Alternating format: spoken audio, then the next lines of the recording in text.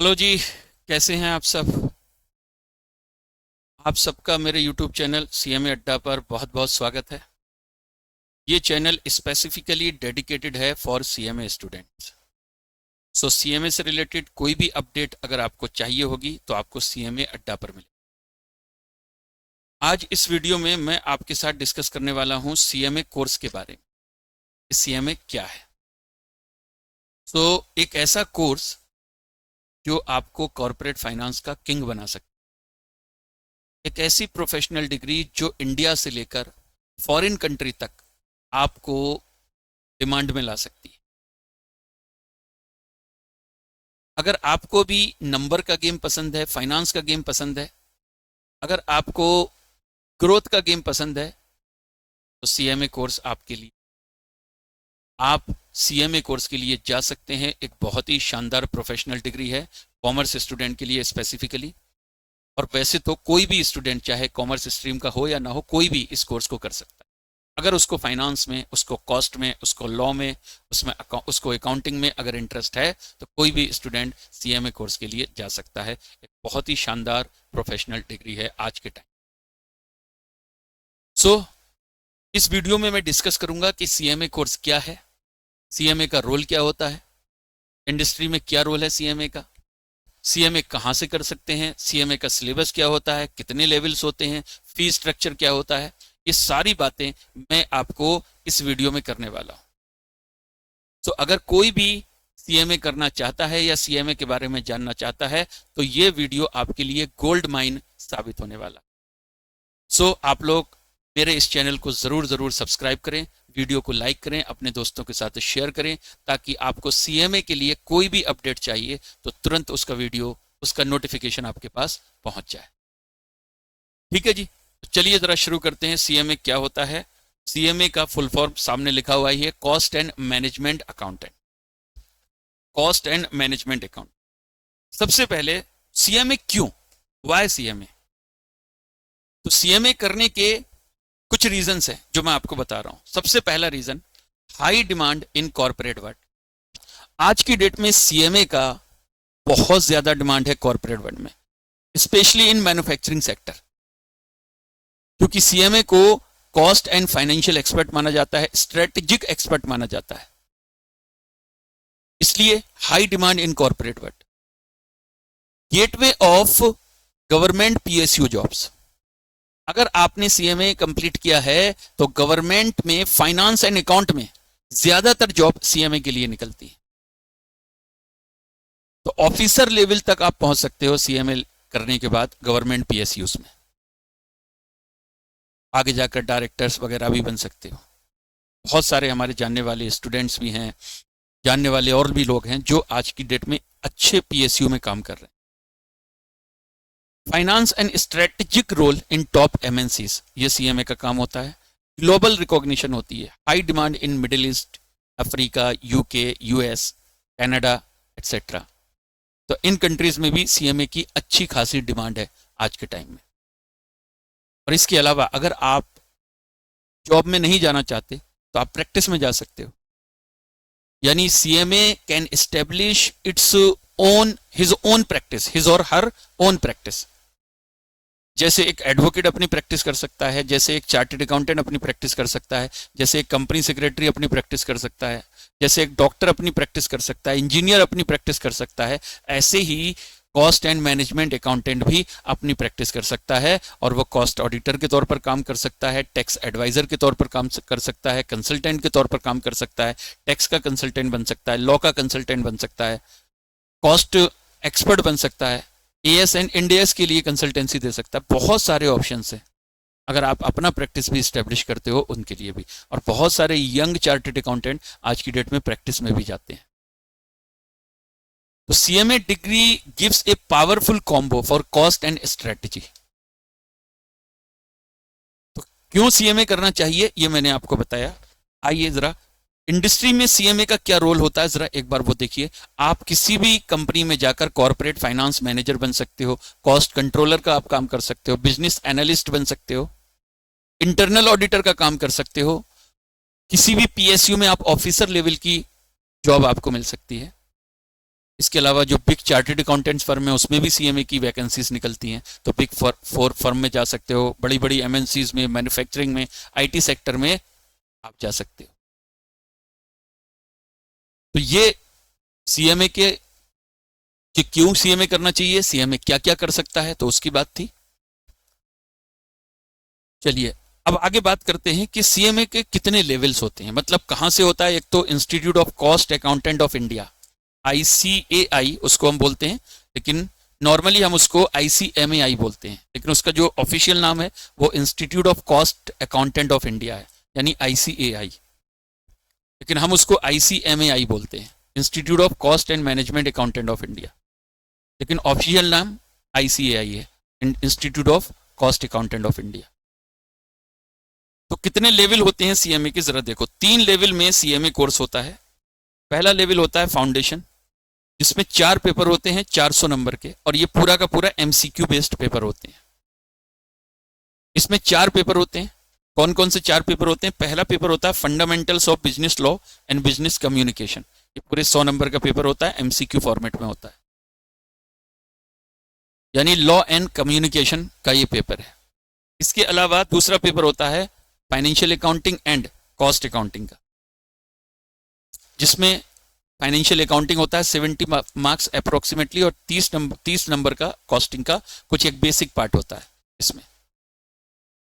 तीसरा पेपर होता है fundamental of business mathematics and statistics, यानी मैथ एंड स्टैट, ये एक 100 नंबर का पेपर होता है।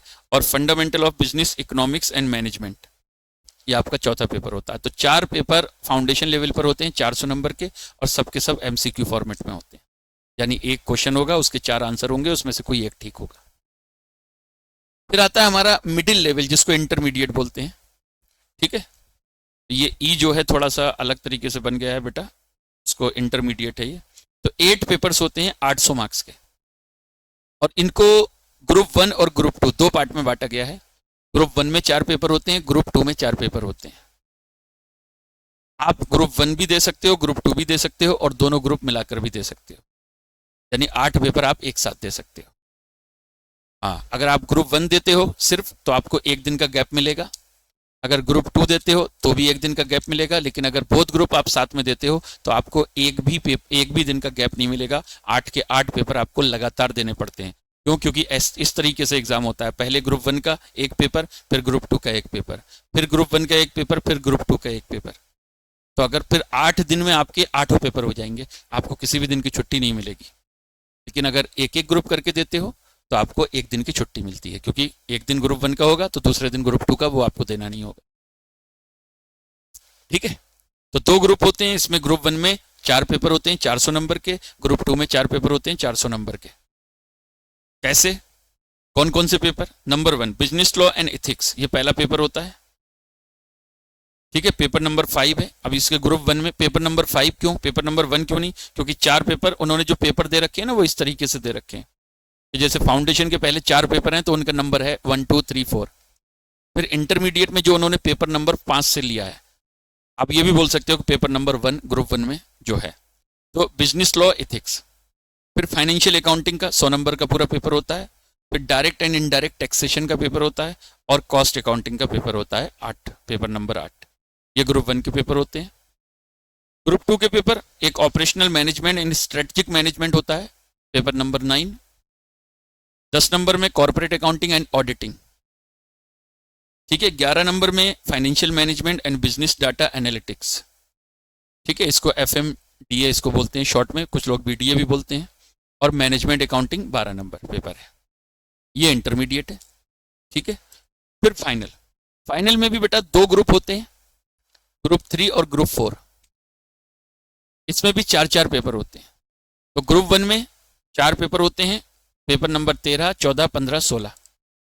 और जो ग्रुप 4 होता है, यानी जो ग्रुप 3 में आपके 4 पेपर होते हैं, ग्रुप 4 में भी आपके 4 पेपर होते हैं। तो पहले 3 पेपर उसमें कंपलसरी हैं, मतलब 17 18 19 ये पेपर कंपलसरी हैं। लेकिन जो पेपर नंबर 20 है उसमें आपको 3 ऑप्शन दिए गए हैं, उस 3 में से आप कोई एक पेपर चूज कर सकते हो।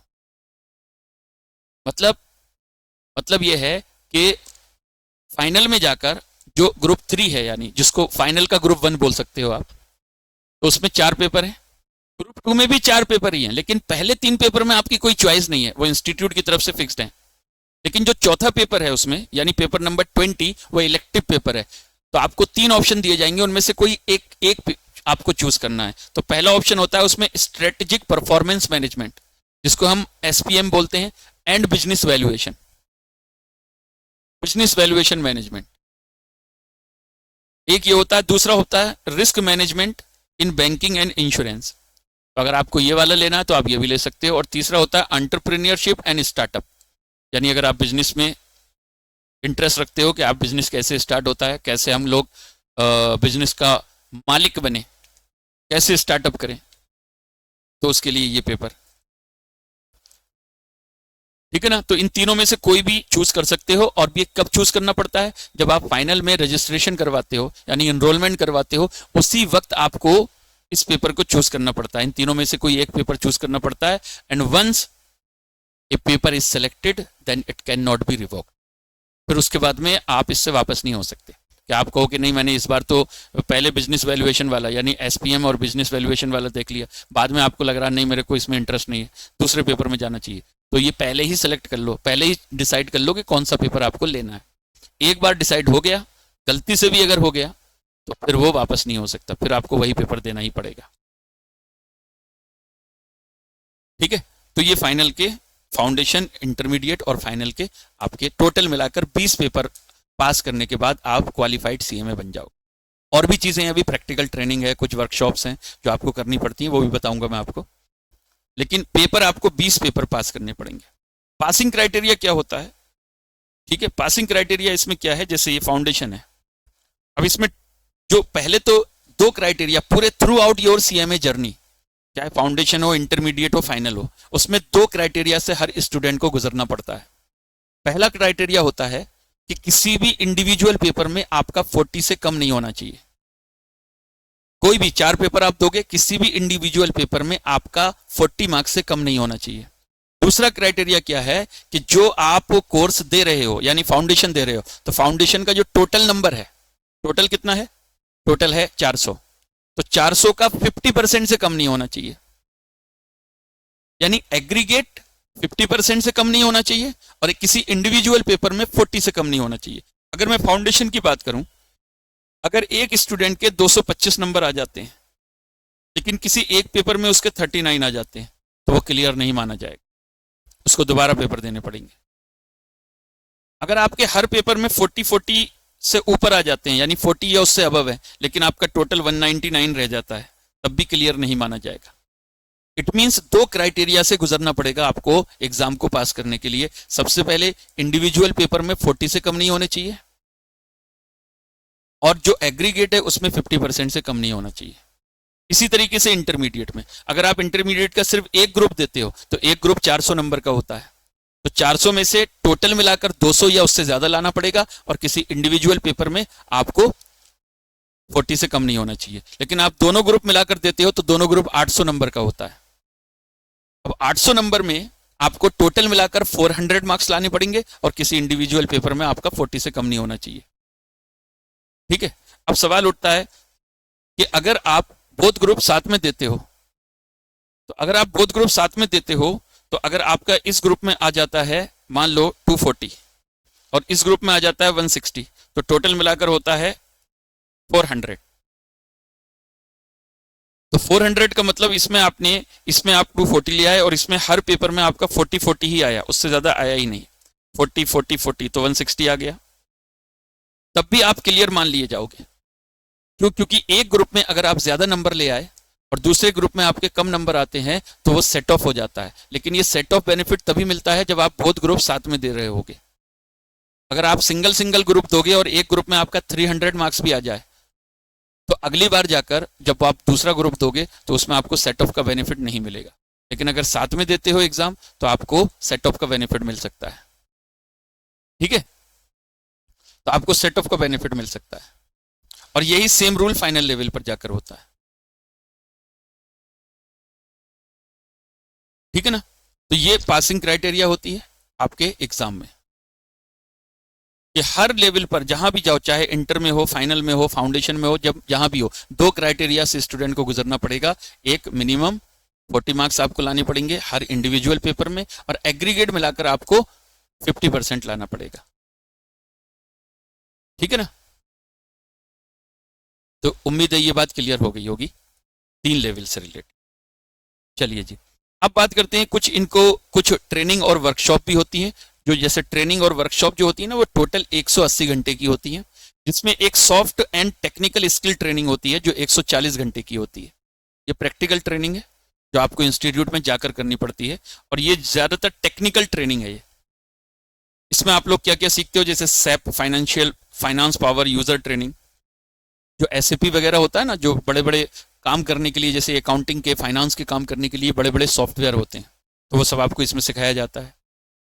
ठीक है, Microsoft office training, Cambridge university press soft skill training, ई फाइलिंग ट्रेनिंग, यानी आप रिटर्न वगैरह को ई फाइलिंग कैसे करते हो, ये सारी बातें आपको यहाँ पर सिखाई जाती हैं। इसके अलावा एक ट्यूटोरियल वर्कशॉप्स होती हैं, यानी जो सब्जेक्ट जो आपको पढ़ाए जा रहे हैं ना, उन्हीं सब्जेक्ट के ऊपर 2-2, 3-3 क्लास कुछ सब्जेक्ट को लेकर उन्होंने एक ट्रेनिंग प्रोग्राम बनाया है 40 घंटे का।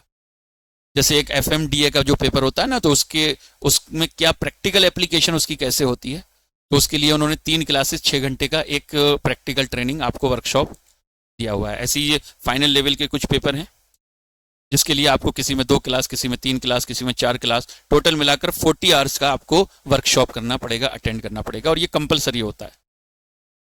इन दोनों यानी 180 घंटे की ट्रेनिंग के अलावा आपको एक 7 दिन का इंडस्ट्रियल यानी इंडस्ट्री ओरिएंटेड ट्रेनिंग प्रोग्राम भी अटेंड करना पड़ता है, जिसमें आपको इंडस्ट्री का प्रैक्टिकल एक्सपोजर करवाया जाता है, कुछ केस स्टडीज, कुछ प्रैक्टिकल सेशंस आपको अटेंड करवाए जाते हैं, कॉर्पोरेट बिहेवियर एंड स्किल्स, आपको एटिकेट सिखाए जाते हैं।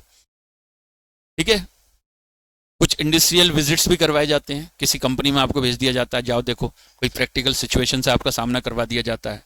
कुछ इंडस्ट्री के एक्सपर्ट आते हैं गेस्ट लेक्चरर के तौर पर, जो आपको लेक्चर्स करवाए जाते हैं, वहाँ लेक्चर अटेंड करने पड़ते हैं, उनको वो बताते हैं, अपना अपना पर्सनल एक्सपीरियंस शेयर करते हैं। जो बड़े बड़े cost accountant, chartered accountant, company secretary, advocates, ठीक है, ऐसे लोग जो आते हैं, बड़ी बड़ी इंडस्ट्री के expert, financial expert, economic expert, वो सब कुछ लेक्चर्स वगैरह लेते हैं। और एक प्रैक्टिकल ट्रेनिंग होती है जिसमें आपको डेडिकेटेड किसी कॉस्ट अकाउंटेंट के अंडर 15 महीने काम करना पड़ता है, या किसी आप मतलब जो है इंडस्ट्री में जाकर, किसी कंपनी में भी, किसी MNC में जाकर काम कर सकते हो, किसी बड़ी चार्टेड अकाउंटेंट फर्म में भी काम कर सकते हो, बिग 4 वगैरह में। यानी कुछ एक टर्नओवर का उनका खेल है कुछ, कि एक इतना टर्नओवर होना चाहिए, तो आप किसी चार्टेड अकाउंटेंट के अंडर भी काम कर सकते हो।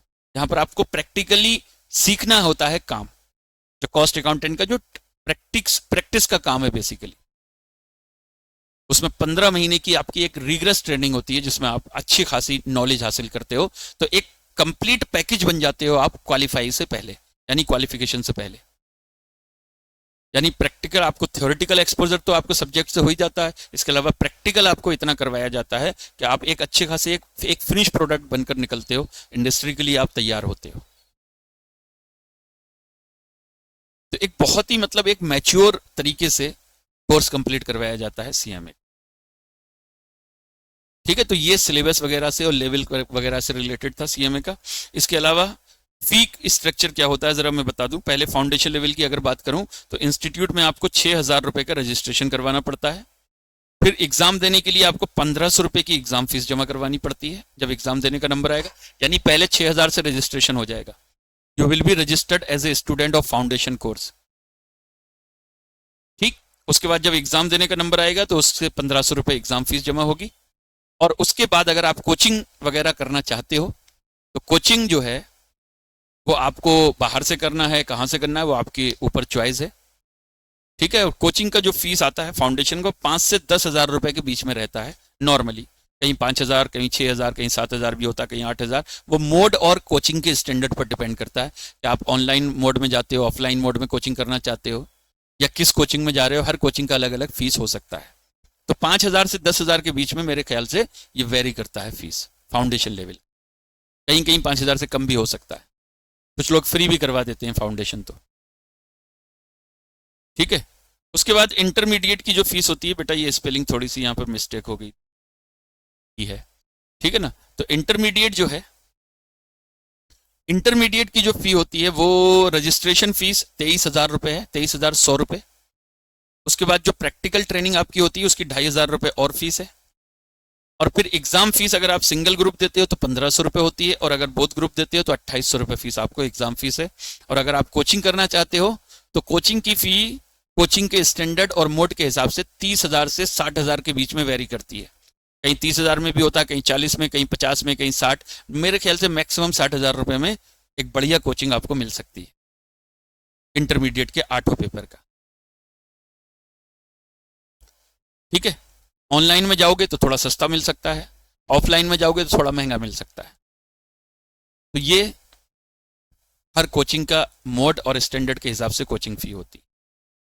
इसी तरीके से फिर फाइनल में रजिस्ट्रेशन फीस होती है 25,000 रुपये। पहले आपको फाइनल में रजिस्ट्रेशन करवाना पड़ता है 25,000। फिर एग्जाम फीस अगर सिंगल ग्रुप देते हो तो 1,800 है, और बोथ ग्रुप देते हो तो 3,200 रुपये, 3,200। ये आपका एग्जाम फीस होती है। और कोचिंग फीस इसमें भी 40,000 से 60,000 वेरी करती है as per coaching standard and mode.